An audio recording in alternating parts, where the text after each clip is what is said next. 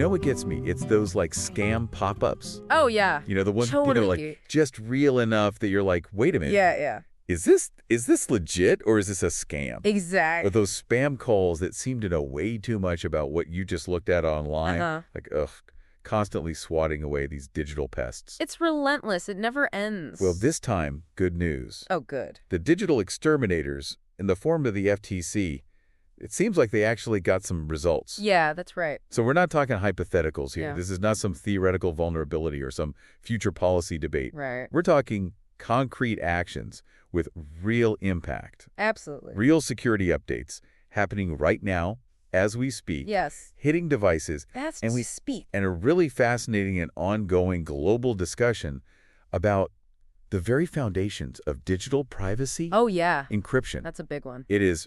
And we've been digging through a recent cybersecurity report that pulls together these key developments. Yeah. And our goal is to kind of like make sense of it all, right? Absolutely. Not just what happened, but why it matters. Exactly. Why it matters to you. In your everyday life, your digital life. In your daily digital life. That's it. Okay, let's jump right in. Do it. To this win against those persistent, annoying little digital nuisances. Yeah. The FTC went after Restoro Cypress Media and Reimage Cypress Media. I've heard of them. Yeah. Yeah, yeah. And they slapped them with a $26 million fine.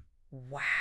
So what were these companies doing Yeah, what they do. to earn that kind of attention It's a good question. from the FTC? So what's really telling here is they were using these classic like manipulation tactics, but in the digital realm. Okay. Right? They were using these fake Windows pop-up alerts. Oh, yeah. Designed to look like critical warnings from your system. They look so real, though. They do. They do.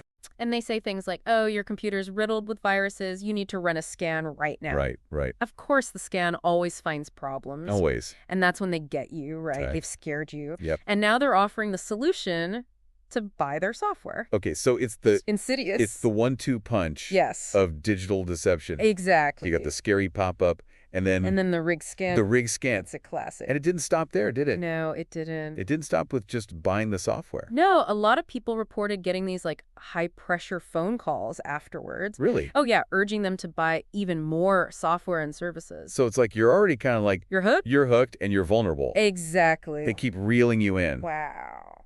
So the FTC was like, no, this is a pattern of misleading claims and deceptive practices. Good for them. But here's the really interesting part. What happened with that $26 million fine? Yeah, because usually that just... It just disappears into right. some government fund, yeah. Yeah, but in this case, it sounds This like... time it's different. It's going somewhere. Like, it's going to the people. It is. It's actually impacting the people who were targeted. Exactly. The FTC is actually giving it back. Really? To the people who were affected by these scams. That is amazing. It's pretty great. That's great. And we're talking a lot of people. 736,375 PayPal payments went out on March 13th and 14th. Wow. That's a lot of people. So if you clicked on one of those alarming pop-ups Yeah. from Restoro or Reimage Yeah. and maybe even bought their software, check your email. Yes. The FTC should have contacted you. He should have. You'll have to opt in to get your payment. Yeah. But it's not every day that you see this kind of accountability. I know, right? It's great. He is justice. It's fantastic. It's great. Okay, let's switch gears a little bit Okay. to something that probably affects a lot of us. Oh, yeah. Apple devices. Uh-huh. Big news about a security update. Yeah, this was a big one. A critical one. They want everyone to install it ASAP. Really? Yeah, on basically every Apple device. Wow. That's how you know it's serious. Okay. This vulnerability, it's got this, like, tracking number, CVE 2025-24201. Okay. CVE stands for Common Vulnerabilities and Exposures. Oh, okay. And it was found in WebKit. What's WebKit? WebKit is the engine that powers all the browsers on Apple devices. Oh, okay. So Safari, but also any other browser you might use on your iPhone or Mac. Got it. So this is a big deal. Yeah, that sounds like a big deal. So what was the actual vulnerability? Yeah, what could somebody actually do with this? Okay, so think of it like this. Okay. Software has a designated area in its memory to, like, store and manipulate information, right? Okay, yeah? This bug allowed maliciously crafted web content to write data outside of that safe area. Okay, so it's like... Like, imagine a container with Yeah. a lid, Yeah. and this bug lets stuff leak out Okay. all over the place. That sounds bad. It's bad news. And it could let them break out of the sandbox? Yes, this is crucial. The sandbox. It's like a security mechanism that isolates web content. Okay. So a malicious website can't access or harm the rest of your system. Okay, that's good. Right. It protects your files, other apps, your data. Yeah. But this bug, breaks the sandbox. it could have. So they could basically get out of the website Exactly. and start messing with your device. Yes. Oh, that's not good. Not good at all. And this actually happened. Apparently so in some targeted attacks. So this isn't just theoretical. Nope. This is real. These attackers, they're always looking for weaknesses. So what can we do? Updates. Updates are our best defense. Okay.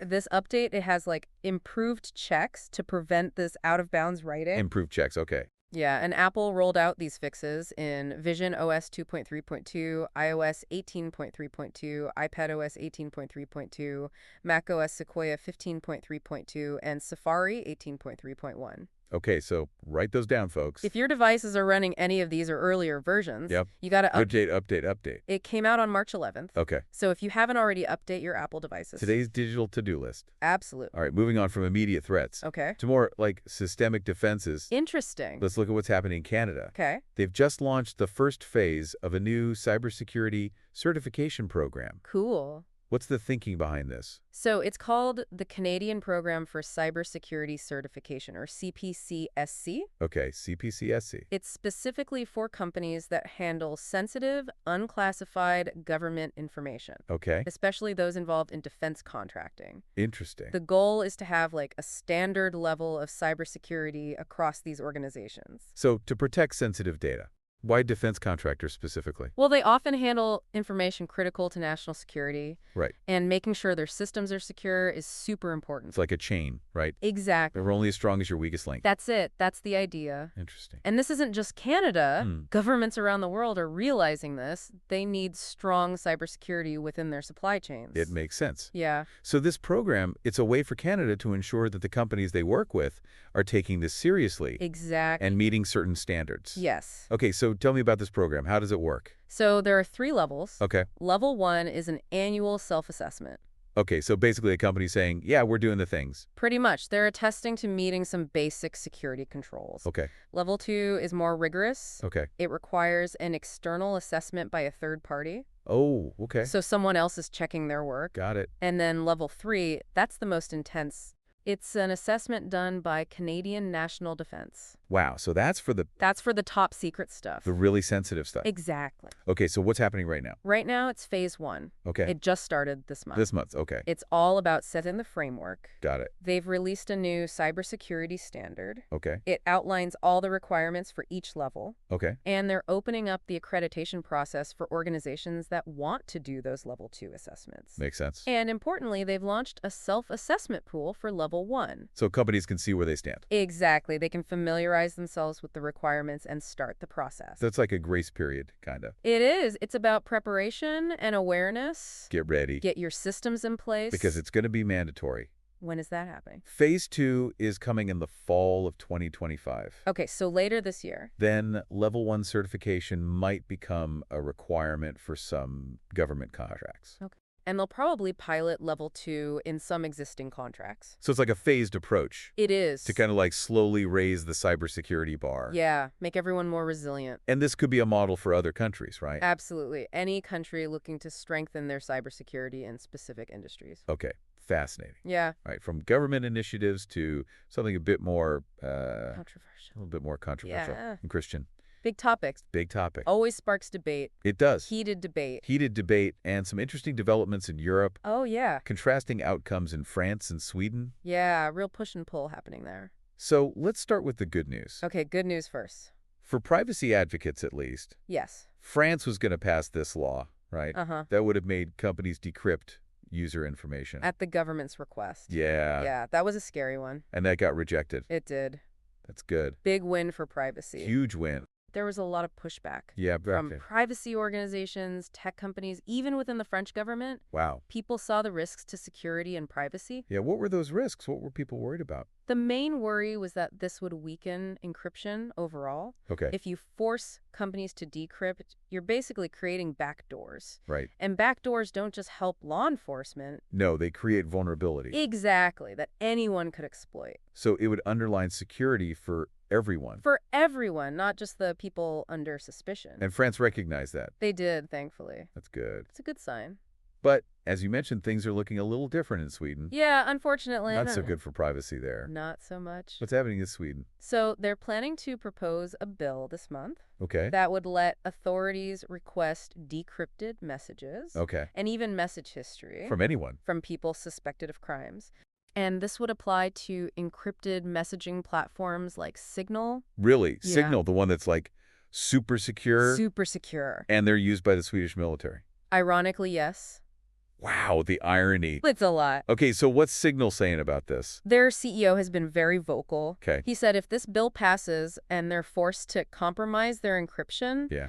they'd rather just stop operating in Sweden. Wow. They'd rather leave. That's a big statement. It is. That's huge. They're saying the whole point of Signal is that not even they can see your messages. Right. Creating a backdoor would break that trust. And their whole security model. Exactly. So it's like a fundamental conflict It is. between actors. Security. It's fascinating, right? That's a big deal that a company's willing to pull out of a whole market. I know, right. To protect their encryption. They're taking a stand. They are. For privacy. And this isn't just happening in Sweden, is it? No, this is a global conversation. We've seen this in the UK too, right? Yes, with the iCloud backdoor discussions. Right. So this is something that governments all over the world are grappling with. They are. How to balance security concerns. It's the reality of encryption. Yeah. There are no easy answers. No easy answers. Complicated. So it feels like we're at this turning point. We are. When it comes to encryption. This is a crucial moment. And the decisions that are made now in places like Sweden, yeah, they could have ripple effects globally. absolutely. So it's a very interesting and frankly Sure. crucial time for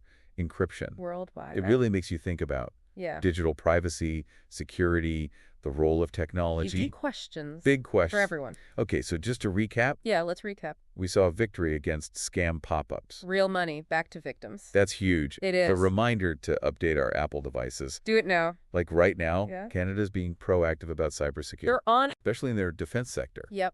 And this ongoing debate about encryption. It's not going away. It's global. It is. And it's complex. Very complex. And frankly, a little scary. It can be, yeah. It's a little scary. But important. To be aware of. It affects all of us. It really does. So as we continue to navigate this ever-evolving digital landscape, yeah. What do you think are some of the biggest challenges? Ooh, good question. That individuals will face in the coming year? Hmm.